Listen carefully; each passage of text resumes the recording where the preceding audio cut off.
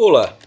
No episódio de hoje do nosso podcast de história, nós vamos falar sobre o anticomunismo nas Forças Armadas Brasileiras. O anticomunismo existe desde o surgimento do comunismo, que se tornou uma ameaça para os líderes conservadores mundiais. Com o tempo, tornaram-se combatentes do comunismo os liberais, a Igreja Católica, os empresários e os militares. Quanto aos militares, a sua participação na história do Brasil merece destaque, principalmente quando falamos sobre a República, inaugurada por eles em nossa primeira experiência de golpe de Estado, ainda em 1889. As Forças Armadas Brasileiras acabaram se envolvendo não só em golpes, mas também em intervenções repressivas e coercitivas, influenciando direta ou indiretamente nos rumos políticos do nosso país.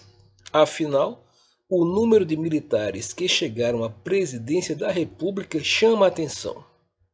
Nesse contexto, o discurso anticomunista exercido pelas Forças Armadas Brasileiras precisa ser investigado.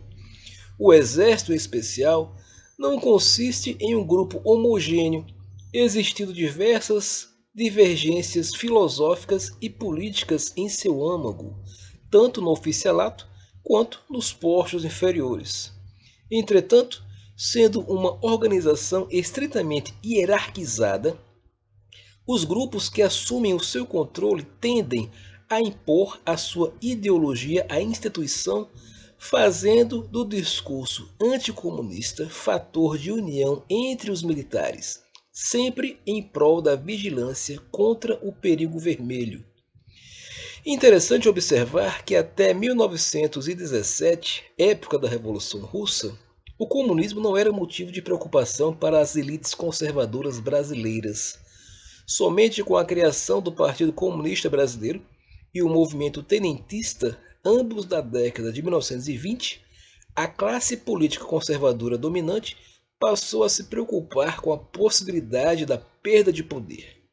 Na década de 1930, o anticomunismo surgiu como uma das principais bandeiras das Forças Armadas Brasileiras. Foi nesse período que houve a ascensão da figura de Luiz Carlos Prestes, um ex-militar, bem como da Aliança Nacional Libertadora, difundindo ideias comunistas para a população. Entre 1935 a 1937, surgiu a primeira onda anticomunista militar no Brasil, com a deflagração da Intentona Comunista, um movimento que surgiu dentro do seio militar, que teve a ajuda da Internacional Comunista e que levou a rebeliões em vários quartéis pelo país.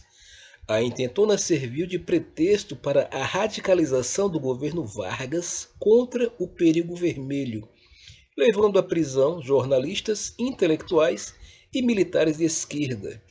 Nos meses seguintes, o governo decretou o estado de sítio, expulsou os militares de esquerda envolvidos, acusando-os de traição à pátria e traição às Forças Armadas. Foi a partir desse momento que o Exército Especial elegeu o comunismo como principal inimigo. Mas esse embate ideológico não foi exclusividade do Brasil.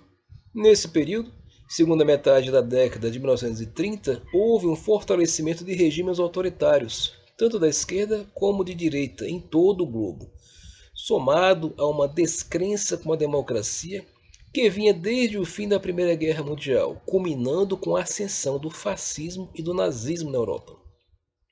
A Intentona Comunista não foi certamente a primeira mobilização de militares de esquerda no Brasil.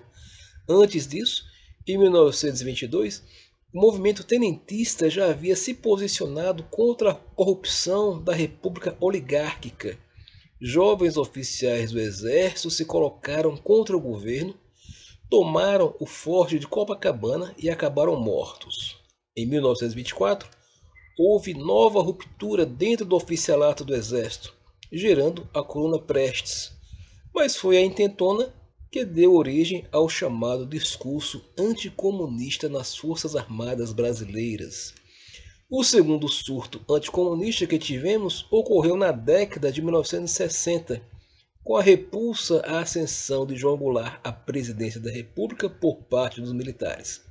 Esse movimento resultou em mais um golpe de Estado, tirando o comando do país do setor civil e colocando-o nas mãos dos generais do Exército.